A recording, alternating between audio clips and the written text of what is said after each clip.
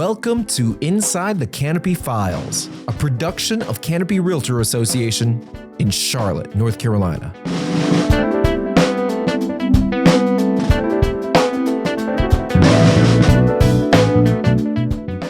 The National Association of Real Estate Brokers, or NAREB as they are commonly referred to, they recognize the need to shine a light on pivotal issues impacting African American housing, wealth, and equality. And in 2013, just when the U.S. housing market was starting to recover from the Great Recession and the foreclosure crisis that followed, NAREB commissioned the first State of Housing in Black America report, or SHIBA report. This report was designed to shed light on many issues centered on foreclosure, migration, neighborhood blight, and disaster recovery for Black homeowners. The SHIBA report led to NAREB endorsing several policy initiatives as a result, and subsequent reports have been commissioned every year since.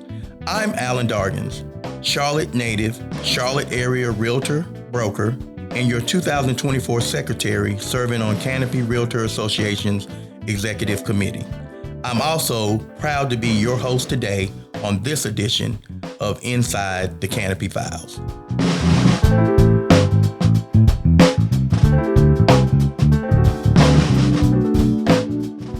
Joining me for this important conversation is my guest, and I call her my friend, Tikola McCree.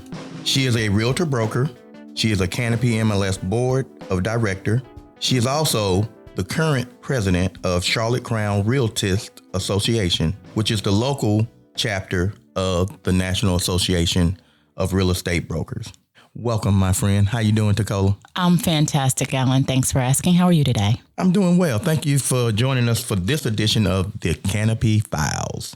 I know time is pressing with the upcoming winter meetings that are about to descend on Charlotte next week. We're excited about that. But, last week we attended an important Realtor Hot Topic, and it dug deep into the issues and some solutions of Black homeownership in America. Before we get into actual numbers, stats, and what have you, I need you to give us a little history on NAREB, the National Association of Real Estate Brokers, and Charlotte Crown. So if you don't mind, take us back in time. Absolutely. I'll let you enter my time capsule. So I love having this conversation because it's so super important. And I always like to let people know that I am a realtist. Yes. And there is a difference. There is a difference. And sometimes they correct me and say, realist? I say, no, realtist. Do you know what that is? And most of the time people don't. In 1947, the National Association of Real Estate Brokers was formed in direct response of not being able to be a part of the National Association of Realtors. It was founded by 11 men and 1 woman in 1947 in Tampa, Florida. And this was a direct response in simply wanting to have a piece of the American dream in selling real estate simply to support their families and do what others were doing in the name of attaining that goal. So this was formed so that not only people that sell real estate as realtors could be a part of this organization, and I call it a very illustrious organization because it has some very pressing issues and policy positions. But we are appraisers, we are developers, we are flippers, we are investors. We run the gamut of mortgage lenders and brokers across the board. So we have affiliates and we have brokers. And that's the beauty of this organization, that is, it's not just realtors. They are real estate professionals. And that's what we're called, the premier network of Black real estate professionals.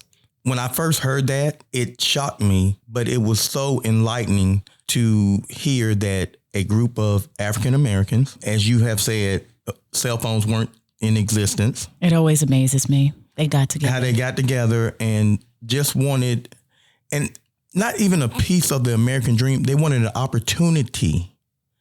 Because if you give people an opportunity, sometimes that's more than enough. We don't have, if you don't give us a seat at the table, then we can't play the game. Or eat. To have those people come together, 11 men, 1 woman. So there was equality even then among that group of people. You see where I'm going? I hear you. But just to have that group come together and like-mindedness, just to have an opportunity at the American dream that was not given to them, that was forcefully not given to them by their counterparts. Correct. I just want to echo and make sure that we get that part, the history of that. So that's the history of NARAB. So when did it come locally? So I'm going to back up the bus just a little, Allen, and you can drive. We're co-driving this bus. I am driving. You're driving. You got a steering wheel over there. So yes, and I got here very safely this morning because I'm a good driver. Put your seatbelts on, guys. Put your seatbelts on. So the fastest way to build generational wealth is through real estate. That's correct. And many others have figured that out. We know it. And as you said, just being able to have the opportunity is why the inception of the National Association of Real Estate Brokers came into fruition. So the Sheba report, which you're going to get into in a moment, the goal is generational wealth. At the foundation is the Sheba. In the middle, we have 5 pillars, which supports that. So there is a continuum that goes from our challenges to how we fix them to the long-term goal.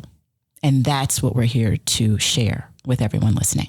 As you were describing that, I'm picturing a foundation, pillars, then a roof line. And it all starts with a very strong foundation. And at the core of that foundation is the goals and the institution of NARAB. You know what I didn't answer? I didn't answer one of your questions. And you asked me about the local Charlotte Crown Realtist Association.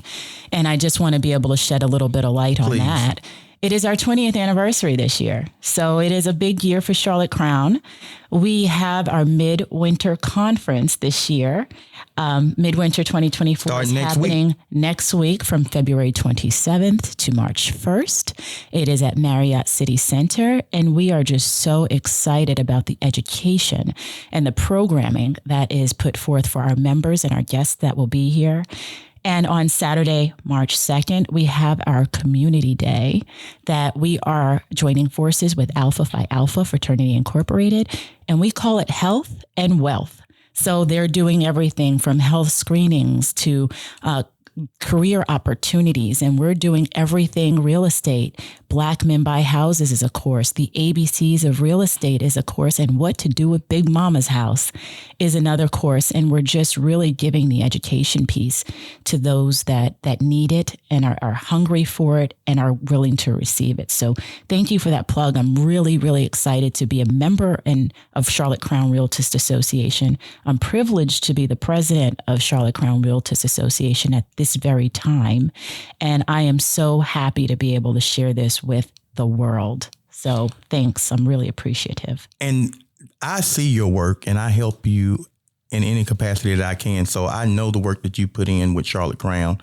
I'm also happy to be a member of Charlotte Crown and see the work that we do in our community. About how many people are going to be here next week? Oh, my.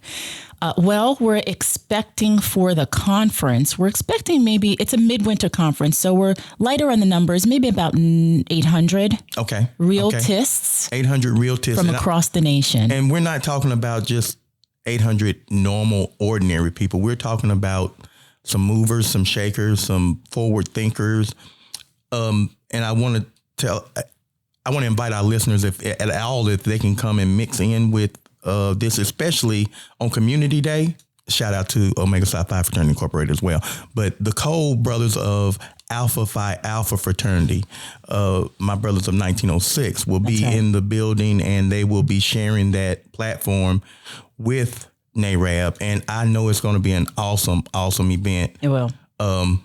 They were the first, and I know they're going to put their first best foot forward. And I'm excited about that. But I also thank you for that information on Charlotte Crown, because that is our local chapter of NARAB. That's right. And they're very active. You keep us very active, too active sometimes. I don't know. What could it be? My 3 o'clock in the morning emails? Yeah. Just a little sidebar. Let me tell y'all something. The other night, Tikola and I were texting about 2:30 in the morning. What about 2:30 in the morning? About Charlotte Crown. I said, child, I'm just going to call you. And so we're talking on the phone. We talked for about an hour and a half about different stuff until it was time for me to go to the gym. I said, I got to get ready to go to the gym. So I just want to let you know. We talked about church service. Oh, yeah, we talked about everything. The Realtist and church service, what we can do to get the community out. Can we do home buyer seminars? Alan, what do you think about this? Hey, can we go to this venue and see if it'll be a nice place for the Realtors? What about golfers and women in real estate?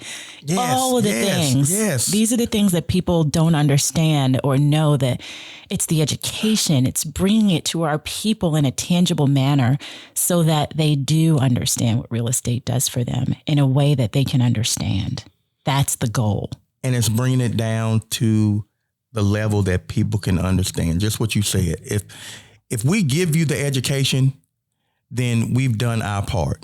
What you do with that education is up to you. That's correct. But we have to provide the education because we are the professionals. That's right. That's right. So let's get into these stats from the Sheba report. I sure can.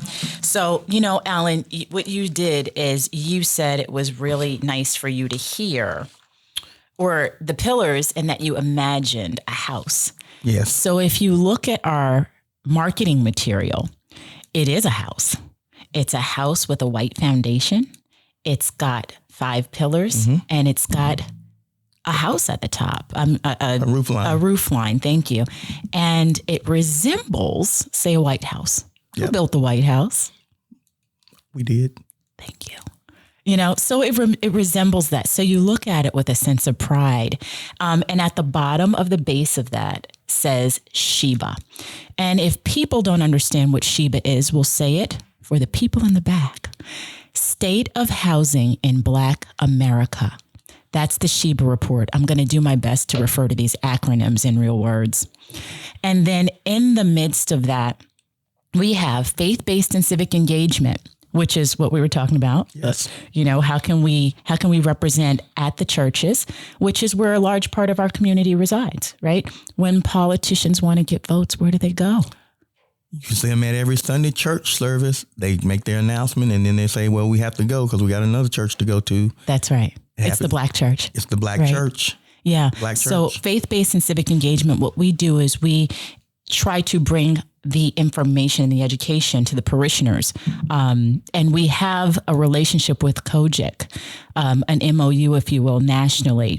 So that's one of the ways that we engage that way. We also have, like you mentioned, the Brothers of Alpha Phi Alpha. We have an MOU with them. We have an MOU with the Black Bar Association, with Delta Sigma Theta Sorority Incorporated. Mm-hmm. Let me pause on that. You paused right there, didn't you? I sure did. Okay. Shout out to the ladies of DST.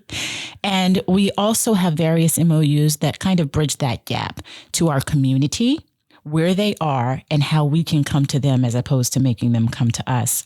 Next, we have WIRE. And this is near and dear to our Madam President, our illustrious president, the Dr. Courtney Johnson Rose. Shout out to her. Who's also a member of Delta Sigma Theta Sorority Incorporated. We did not plan this, y'all. It just happens. Delta's do. It's organic, right? Shout out to the other D9 organizations as well. Phi Beta Sigma, we have an MOU with the Brothers of Phi Beta Sigma as well, nationally. So these partnerships are so super important to us. Back to WIRE. Our Madam President was one of the writers of WIRE. Women Investing in Real Estate is the acronym for that. And there is a WIRE report called the White Pages. And there's a bunch of data that just supports women, real estate, mortgages, and how they shake and move in the real estate industry. And she always says, WIRE is fire. So that's just our thing. And really keeping our women who are at the forefront in real estate with borrowing and being the only borrower without a co-borrower on loans, just so that you know that stat. Wow. Diversity and inclusion in small business. There are so many programs out there that our small Black businesses can have access to that they don't know about. There's money out there that sits on the table that they don't know about. So what we do in that pillar is provide opportunity, allow inclusivity, and really bring some of those opportunities to the small businesses that we serve and that serve us. Multi-generational wealth building, which we talked about. Yes. I love this analogy, and I forget who it was, so forgive me for not having that stat, who it's tied to, but they talked about running a race. And they asked a bunch of questions, and everybody started at the finish line. And they said, take a step forward if you have a 2-parent household. Step forward. If you can get gift money, take a step forward. If you have a 20% savings in your bank account, step forward. Mm-hmm. You know, and then just imagine the rest of the questions that can go forth, right? And so guess who was still standing at the finish line? We were. Correct. Guess who was all the way almost at the finish line? Everybody else. Everybody else. So we were still at the starting line and everyone else was still at the finish line. So it's like if someone is running a race for 400 years, how do you catch up? Unless it's a circle and you wait for them to come back to the finishing line. It's not a circle. There's no way. There's right. no way. Right. So we foster those opportunities through the multi-generation and wealth building pillar to give the education so that people change their mindset in financial fitness, how they view their assets and if they're liabilities. And we can get into that in another segment. But the last portion is government relations and advocacy, which is what we were founded on, which is why we had to come into existence, because we had to change the policy positions so that we could get somewhere. And that's why we are where we are, is because we started without having the proper policy in place. I'll get off my soapbox now. Well, no, I'm going to keep you up there because I'm going to ask you a question about generational wealth and wealth building, because I know that is very important to us. Because typically and traditionally, we don't start off with a leg up. Historically in Black America, we come from split parent households. We come from single mother households. The mom may have had to work 2 jobs and wasn't at home at night. We come from low income housing. You know, you may hear gunshots at night. There's prostitution, there's drug dealing, I'm giving the listeners a background of our upbringing. So when you don't start off with anything, that 400-year gap that we're trying to close is not able to be overcome. It's overwhelming. That gap is overwhelming. But what we're doing here is not trying to keep up with the Joneses. We're just trying to create generational wealth among ourselves. That's the point. And educate them on, if you didn't start from a leg up, you don't have to dig a hole to get out of. Mm-hmm. You have to start somewhere. And that's why we're here. And it's very important that, I know we're going to get into some more stats, but it's very important that we stop at these topics and go back in history a little bit, because I'm a native of Charlotte, and, you know, people ask me all the time where I don't want to stay in the hood. There are no hoods in Charlotte. No. There are no hoods in Charlotte anymore. I want to make sure that everybody understands that, so their customers can stop asking them the question, I don't want to stay in the hood, or where are the hoods? There are no hoods in Charlotte. Someone said that to me. They're from California. They said, Tikola, where's the hood? When I come to Charlotte, I don't see the hood. Well, there are still marginalized communities here in Charlotte. We still see lots of poverty. We still see some people doing really well. You know, but it is a huge gap between the haves and the have-nots here in the city. And I know it happens nationally, but since we're living here in Charlotte, this is what we're going to talk about. And so just bridging that gap between how large it is. You know, you see some people that are sleeping on the street, and you see some people that have a second home that's $8-9 million, and they don't live in it much. A second home that's that much. Yeah. And so with you, have you seen, so I want to compare back in the day when there were hoods and we were deprived. Are you still seeing, have we made any strides? Are we are we getting anywhere? What I like to do is I like to focus on, yes, we have challenges and it's not all doom and gloom. So I don't want our listeners to feel like, oh, woe is me. We are very resilient people. We have policy positions that we're working on the Hill. Our national president, Dr. Rose, has just met with the White House.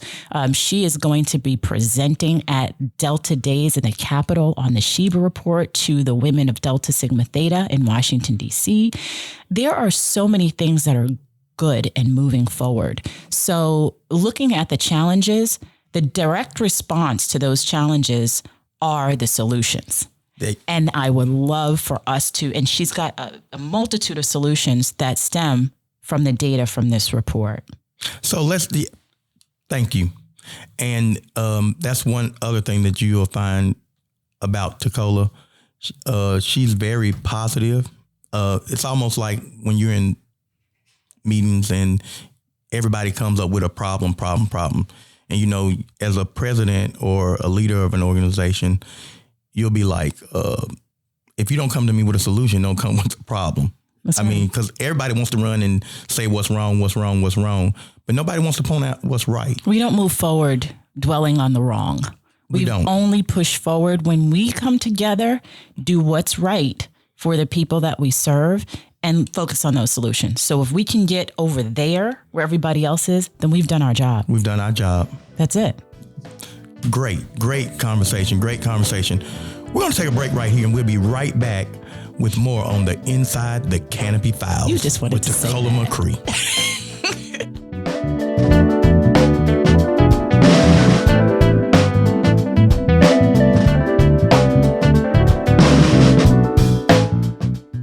So we're back now, and Tikola has transformed into Miss McCree. She has put on her spectacles, and she is a different person now. Same body, same frame. It's just Miss McCree now. So, Tikola, you talked about the solutions and that we have solutions, and I'm excited to hear about the solutions. But I think we need to go back, and I'm going to take the steering wheel back on the bus, and I'm going to back us up a little bit and talk about the problems. And I want to read to our listeners, those that were there, I want to remind them about the challenges that came out of the Sheba Report, the State of Housing in Black America Report. And for those that weren't there, I want to make them aware of the challenges that were indicated by the Sheba Report. The first one was Black home ownership rate in 2022 was 45%. And that was only modestly higher than at the time of the 1968 Fair Housing Act's passage, with the gap between Black and white home ownership rates larger than over 50 years ago. I'm gonna let that sink in. That's big. So that was the number one. Number two was the disparity between Black and white home ownership rate, which increased from nearly 24% in 1970 to nearly 30% in 2022.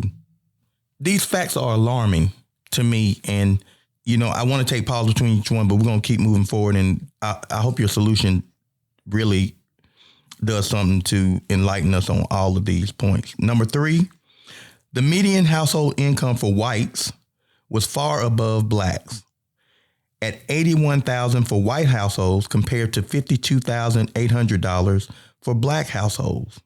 And the median net worth of white households was $250,000 more than 10 times greater than that of Black households at $24,500. I'm going to read that again. The median net worth of white households was $250,000. The median net worth of Black households was $24,500. Alarming numbers.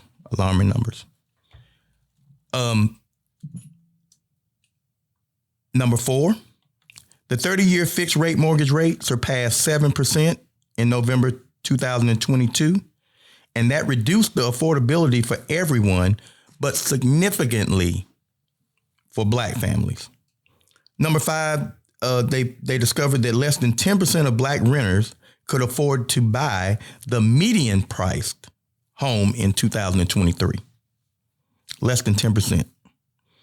And the sixth fact or challenge, the denial rate for conventional loans to Black applicants was more than 3 times the rate for white applicants. And the percentages was 16% for white applicants versus 5% for Black applicants. This is 2024. And to read these numbers, it gives you pause. To hear them should also give you pause. And these are the challenges. These are, and I'm not even going to call them challenges. These are major challenges. These are major challenges. So I know how I feel just reading these points. How did you feel when you first heard it or when you first read the Sheba report? What did it take you back? Like I'm going back in my mind, or how did you really feel? Not surprised. Not surprised. I love digging into the data. I love seeing where we truly are and where we came from. And as you read, we haven't really moved very much.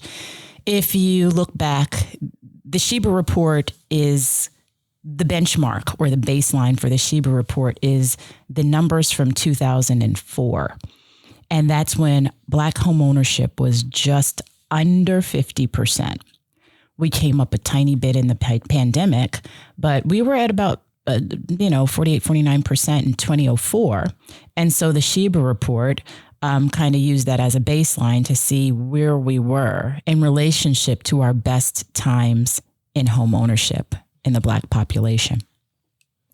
So looking at these stats, it's disappointing because while I'm really glad for other marginalized communities and their growth, I am a little disheartened that as a 75-year-old organization, we are still in the fight of our lives in home ownership and moving forward. So looking at these numbers, no, I'm not surprised because I'm in the industry and I see it every day. And this is why we work tirelessly to try to change it on the Hill through advocacy efforts, through trying to change policy positions and the work we do in our communities. It's disheartening. However, it's motivational to move the needle in a different direction. So that's basically my take on the numbers.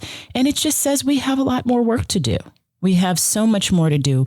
We can't rest on our laurels. Even if we do move the needle 1% or 2 or 3, we can celebrate, but we still have a far ways to go to be able to even compete in the market with other communities and other racial and ethnic groups. I'm still sitting here and I'm still like, it's almost like something has come over me because I'll just be honest. I've been Black a long time, all my life. Maybe your whole, all my life.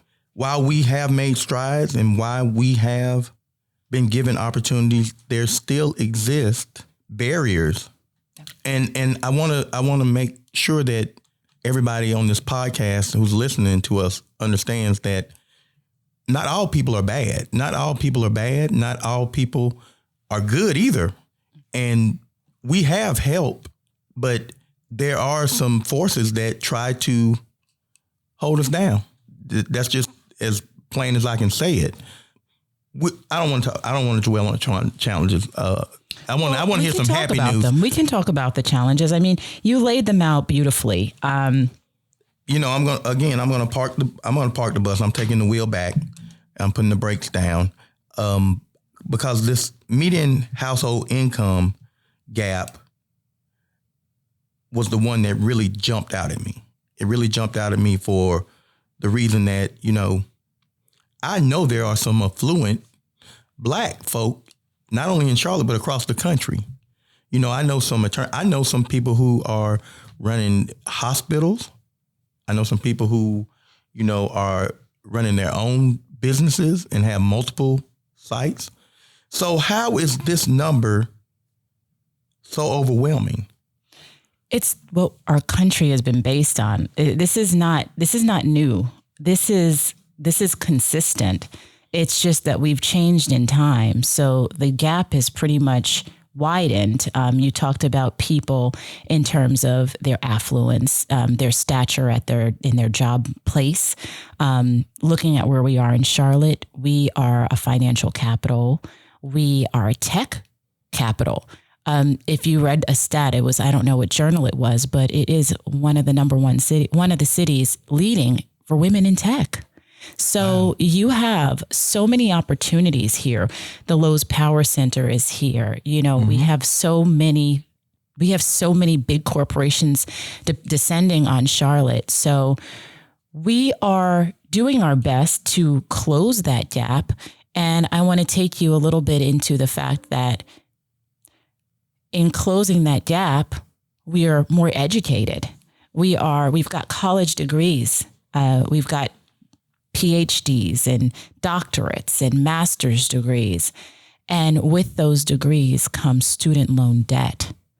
So if I'm making a $250,000 salary and it costs me $500,000 to get that degree, then what is my debt to income ratio going to do when I go and purchase a home? So, we look at those things of that nature. And one of the policy positions is the way student loan debt is calculated. And that's one of the positions that NAREB is looking at and really speaking out about, because rental income, why doesn't rental income help? Why doesn't that count towards a good payment history? Why is it that kind of goes to the wayside?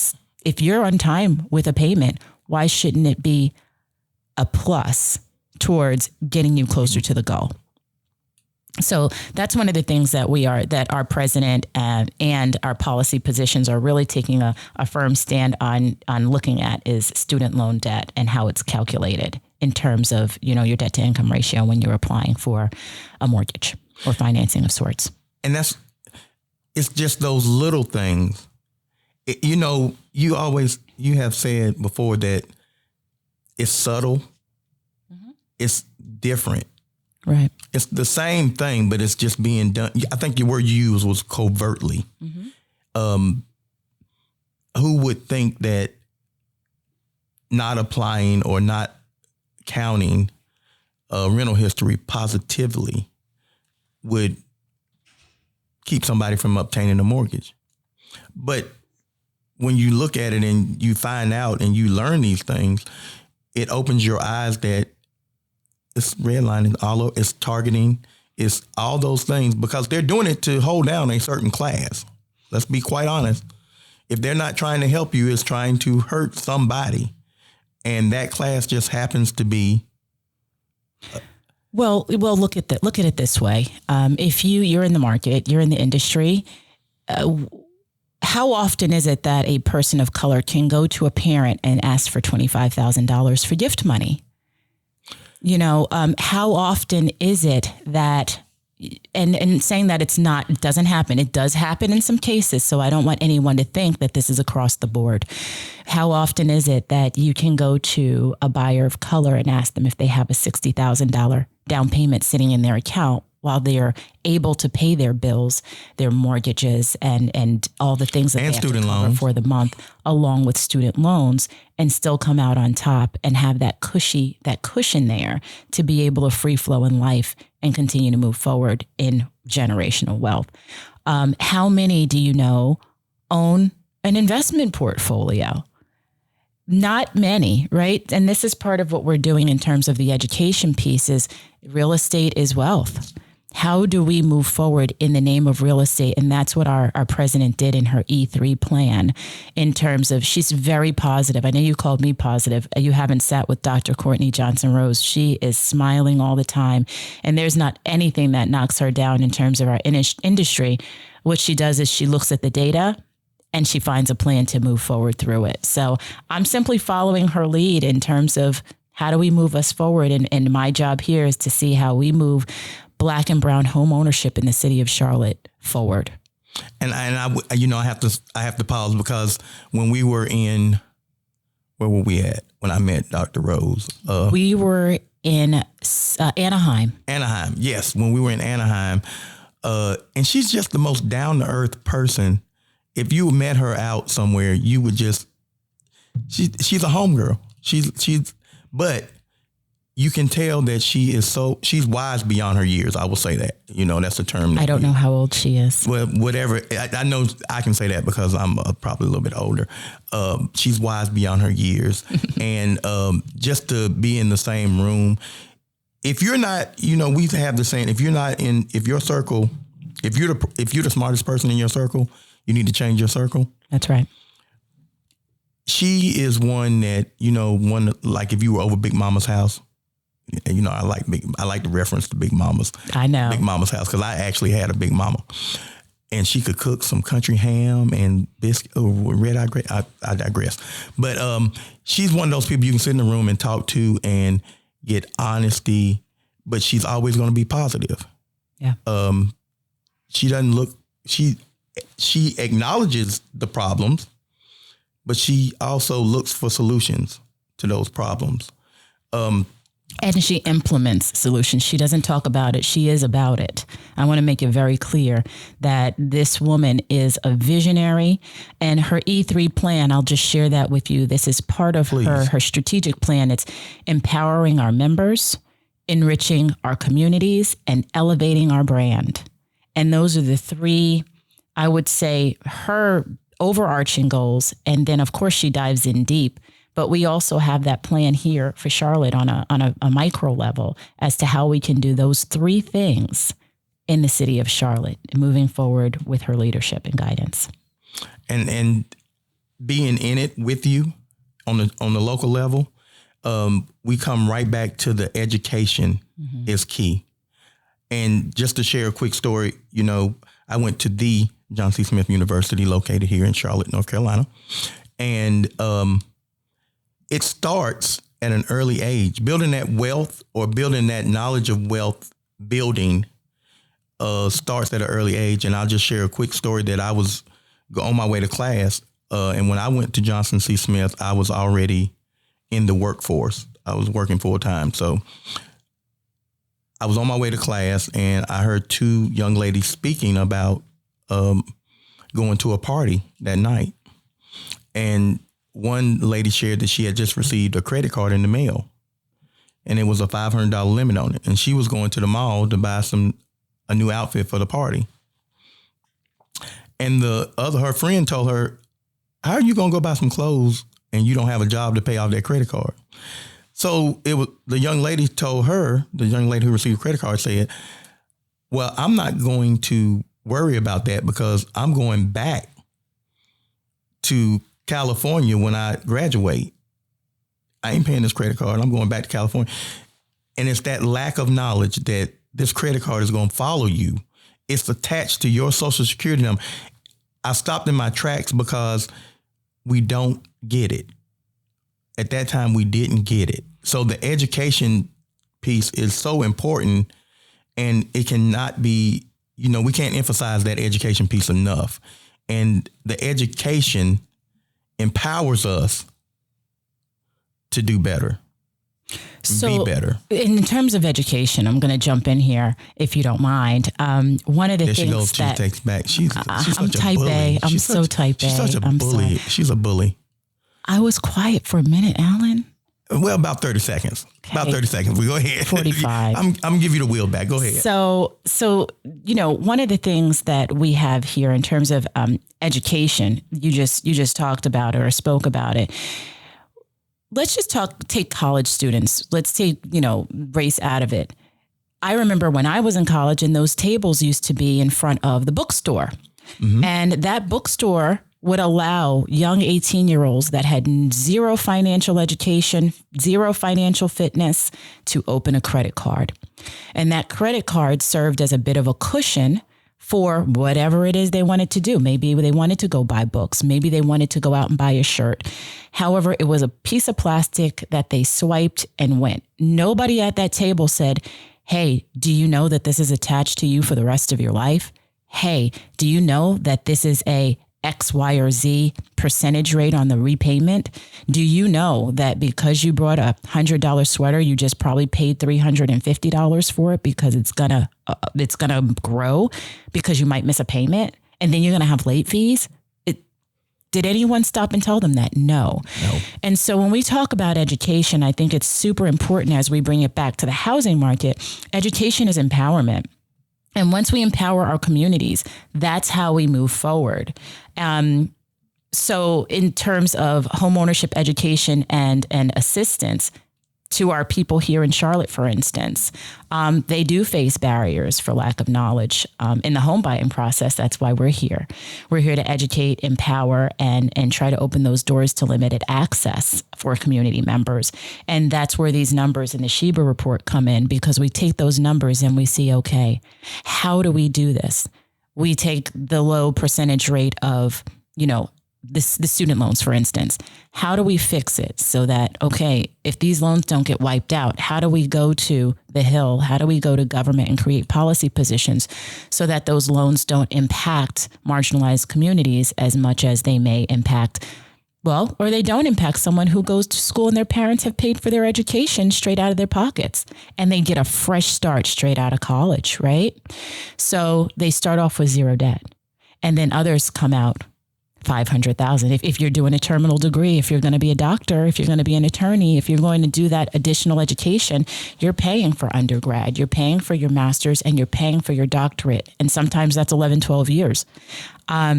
So that education piece is super critical. It's important. And homebuyer education workshops and resources and looking at down payment assistance programs. Some people agree with it. Some people don't. If I say if it can help a community, then use it. That's why it's there. And we need to learn how to connect aspiring homeowners to that goal. Thank you. Thank you for sharing that. And speaking of homebuyers, I want to just pause at the homebuying seminars, because locally here, we do at least, 3 or 4? Four home buying seminars. Mm-hmm. We do one quarterly. Could you just expand a little bit on what the home buying seminars? Sure, absolutely. So in terms of our home buyer education, I'll speak solely for Charlotte Crown and what we do our best to provide for our community. We like to provide information and the benefits of working with a realtist, what that looks like. We provide information on what the closing process looks like, and that's part of our relationship with the Bar Association. What are the legalities of purchasing a house? What does that look like? Who's handling that side for you? If you go and do a home inspection and you get a 60-page report, does it all really matter? We have an inspector that talks about what those issues look like.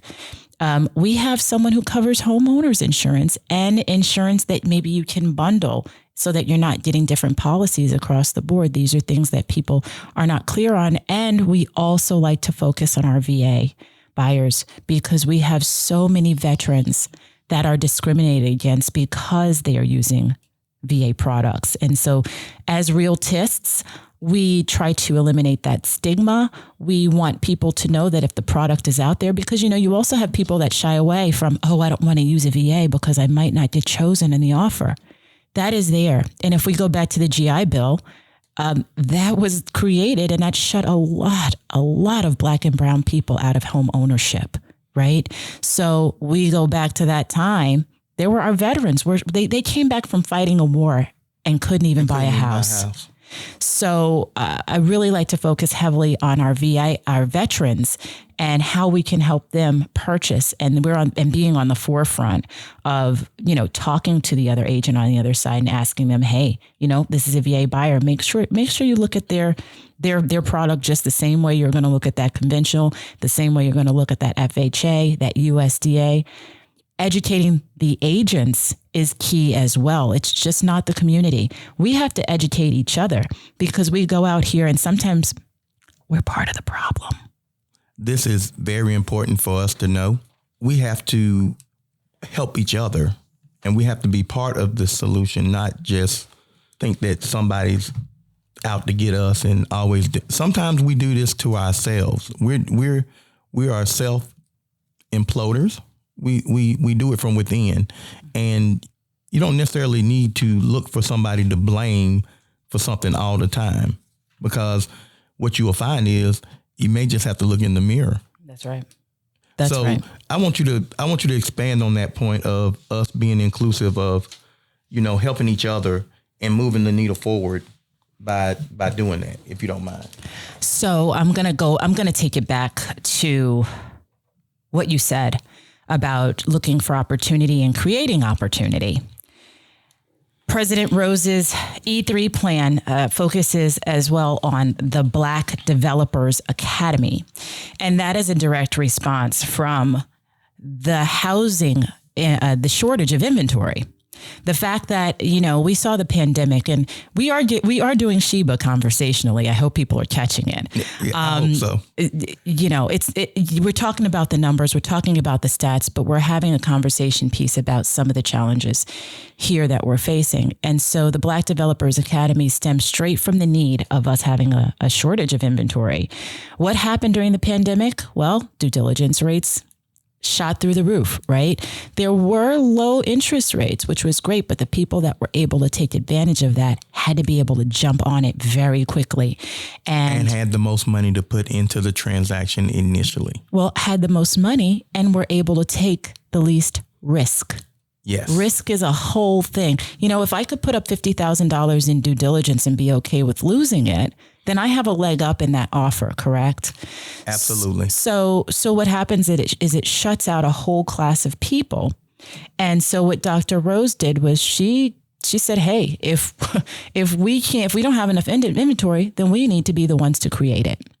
So the Black Developers Academy teaches realtists, and this was the inaugural year. There were 50 realtists from across the nation chosen, only 50. And they're chosen.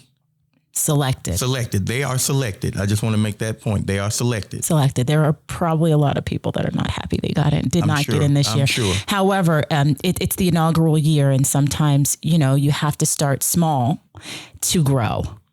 And so the Black Developers Academy it's got different topics in terms of what's going to be addressed. The kickoff is actually during our mid-year conference this year at the Marriott. So the first session is happening with 50 Black developers who are starting out on their development journey across the nation.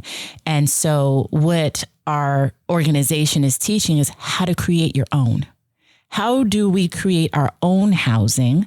How do we create our own opportunities so that we're not out here depending on others to give it to us? And that's part of us saying, okay, we see where we are and we also see where we have to go. So this is a direct response to some of the things or some of the challenges that were found there in that Sheba. We've seen it in other communities, that were shut out of lending. And we now see that they have their own banks. They have their own lending institutions. They have their own builders. So I'm so happy to hear about that part and what Dr. Rose has created to establish a building or, to establish that part of it. And if it's not given to us, then we just need to make it. That's correct. And stop blaming everybody and putting the blame on somebody else and take responsibility for what we can do. Because we can control the narrative. That's correct. It's called being solution-based. And what we're doing from the Sheba is, people look at it and say, oh my gosh, 42%. And yes, I'm not demeaning or diminishing any of the numbers. I'm simply saying, this is the number. How do we get it to 50? How do we get it to 52? How do we get it to 77? How do we move it that way? And, we have our appraisals. That was one of our big policy positions last year that was in the Sheba report where we were having a huge light shined on appraisal bias, right? And it should have been. And so there was an initiative to create more Black appraisers, create appraisers that looked like us, that went into homes and did their appraisal in a way that was not so subjective, even though we know what appraisals are anyway, but that was not so subjective and so widely discriminatory, if you will. That's the only word I can find. I know we all heard the study when the couple took all the pictures down and had a white person, if you will, stand in for them. Actually, it was the husband because it was an interracial couple, I believe. And the house was valued I don't want to say the number, but it was significantly more. Significantly. So what's the response? We can cry about it, or we can create a solution, right? So the solution is, okay, how do we get more Black appraisers into the market? This one, we're having a housing shortage. How do we get more Black developers in the market so we can create inventory, not sit here and wonder, when am I going to purchase a home because there's nothing left? Again, it's solution-based. I like that term. It's solution-based, where you don't necessarily dwell on the problem. You identify the problem, you create the solution. You know what I love too is that we are creating data. The only way you can measure anything is if you have the numbers and you know where the next step is. So implementation and monitoring, we monitor the numbers, then we implement a solution. And that's what, if you have read the Sheba report, anybody out there, it's a pretty robust report. But if you have some time, there are solutions in the back of the report. There are policy positions there, and it kind of says, in conclusion, or to sum up what you've just heard or read, this is where we're going. And that's an important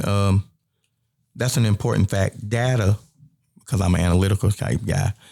Data is so important because you can predict stuff if you have enough data, if you have data points. And also extrapolation. Thank you. That lets me know you're kind of analytical too, Tikola. Well, Miss McCree. I am. You still have on your glasses.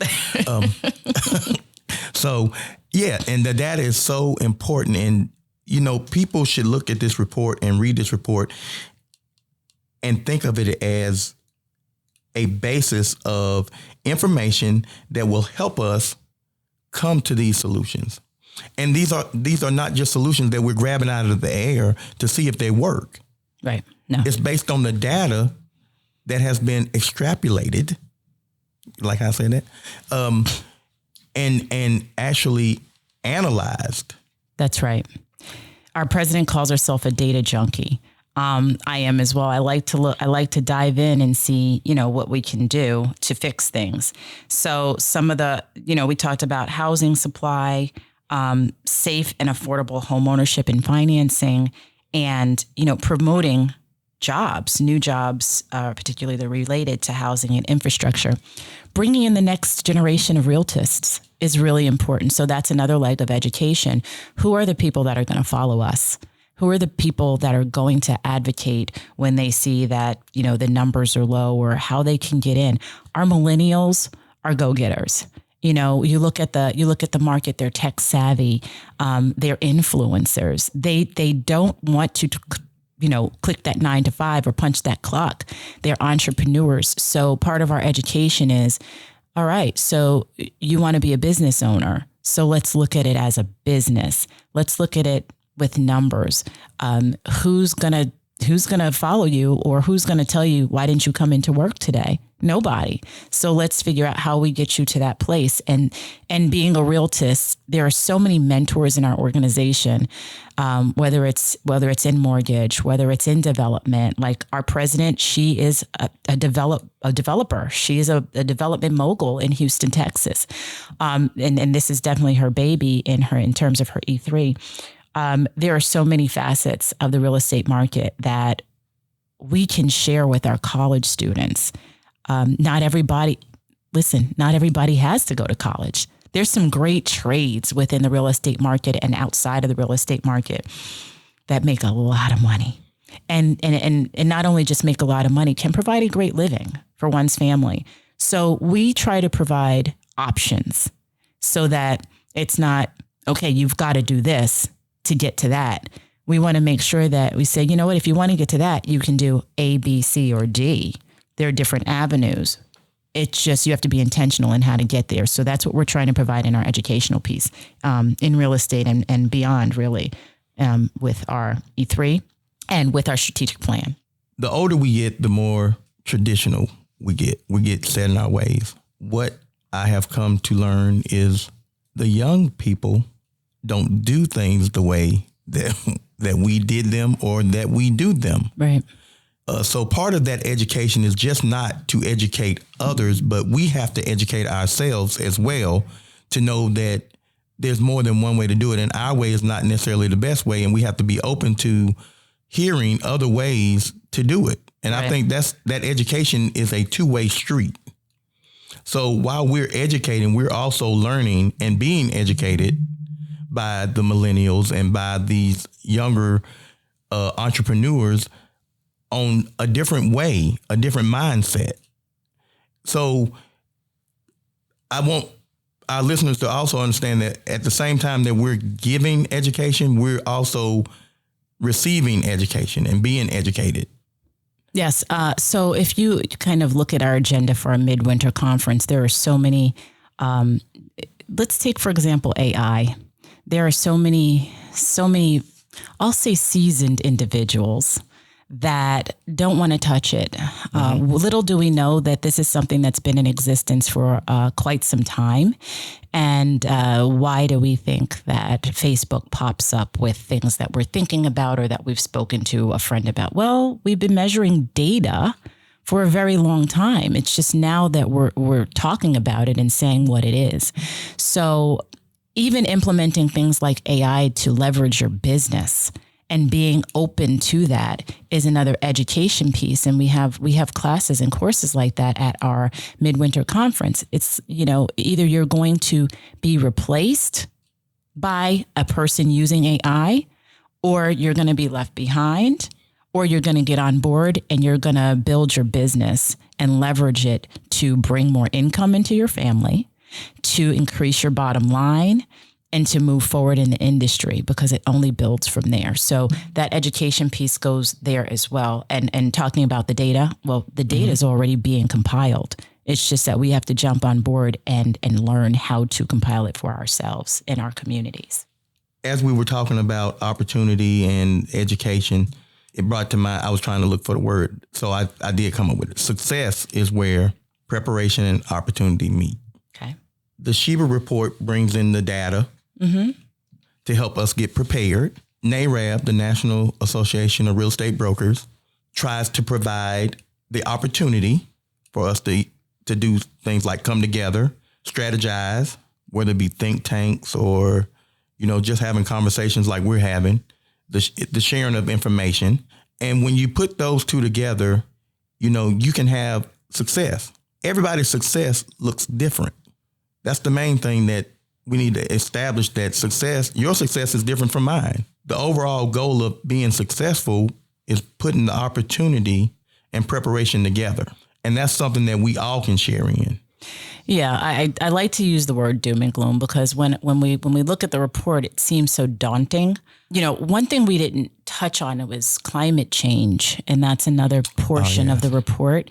I'm not going to elongate, my soapbox, of course, but when you look at areas, let's take Hurricane Katrina, for example.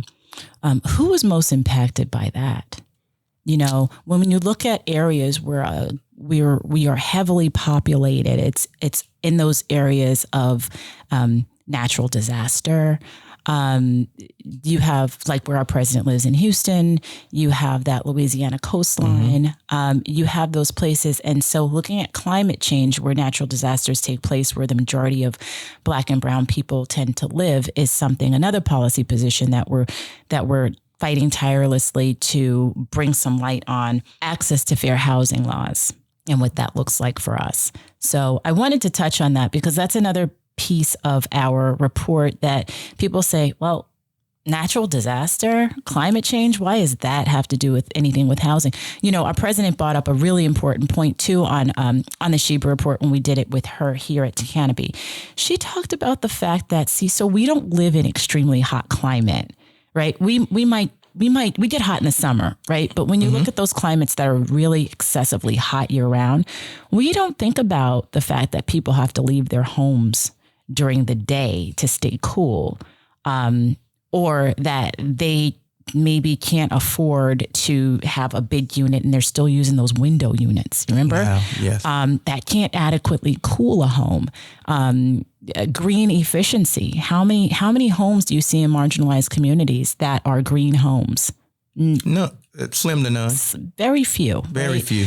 So that's another portion that is super important. That is kind of, okay, let's shine the light on this, and let's take that for example, which, unless you live in it, unless you experience it, It's not something that you tend to really think about. So that's another piece that I just wanted to throw in there.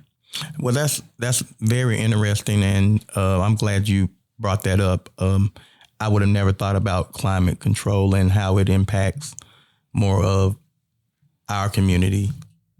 But talking about the floods in Louisiana, it was a direct impact, and we are still being impacted by. How long did it take to fix that natural disaster? It's still not fixed. It's still not 100% fixed. Right. So disaster policy positions definitely need to be in place so that it's across the board. What do you think if there was one point that Dr. Rose would want you to get across to our listeners? What do you think that would be? I have the answer. It's a great time to be a realtist. That is the one thing that she touts, that she says wherever she goes. And I feel it in my heart. I feel that elevating our brand is truly happening. And when she took her office, she said she was going to do her best to make NAREB a household name. And the fact that someone passed me the other day and said, what is that NAREB?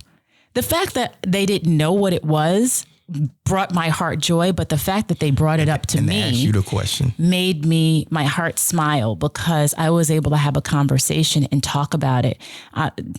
5 years ago, I didn't even know what maybe more like 8 years ago, I didn't even know what a NAREB was. Now that we're here in Charlotte, we're talking about it. Canopy's been talking about it. And I have to shout Canopy out for being a proud partner of Charlotte Crown, and always being so supportive with diversity and inclusion. Just the word is out. So how many people do we have in our association and in our MLS?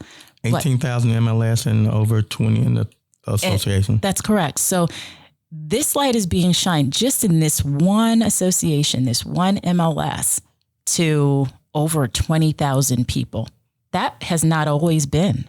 So now we're getting the word out to our realtors about what NAREB is.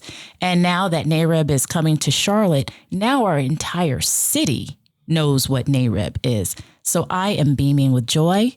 I know we've got some challenges to fix, but guess what? We've got more hands to do the work, because now more people know that they can jump in and join forces with us. So I'm excited. I am excited about this conversation. I'm excited and thankful that you all had me here. And I'm glad to continue the work.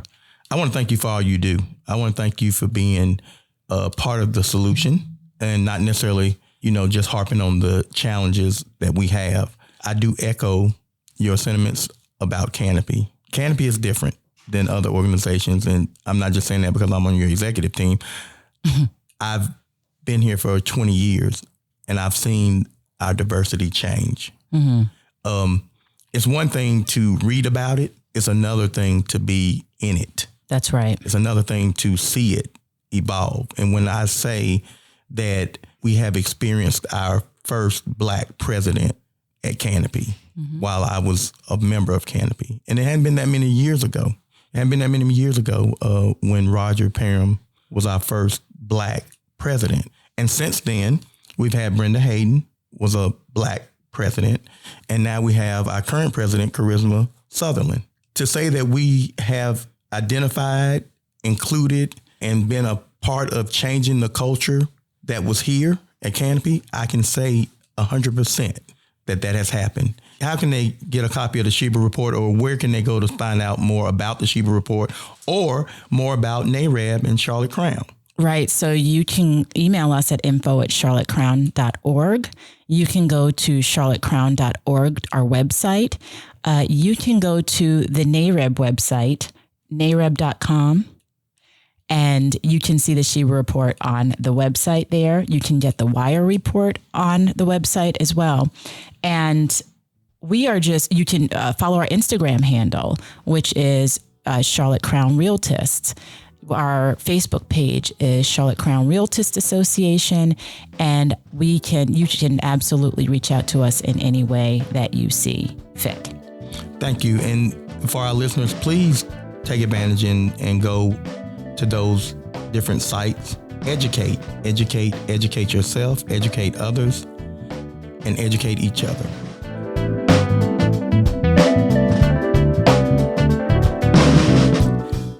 in closing this episode of the Canopy Files, I would just like to say, if you're buying a home this year in the Charlotte region, ask your realtor or your realtist about down payment resource tool in Canopy MLS. This is a new tool that we have that will assist you in obtaining down payment assistance and finding out what programs would impact and help your home buying process. Be sure to ask your realtor about that tool. The Down Payment Assistance Resource Tool is a national database and matching engine of more than 2,200 local, state, and national home buying programs in the U.S. And we have incorporated them into our own MLS to empower our realtors with the necessary tools to help you find resources. These are programs offered by housing authorities, nonprofits, community development financial institutions, federal home loan banks, land trust, and more. Please use this information to help you in your home buying decision.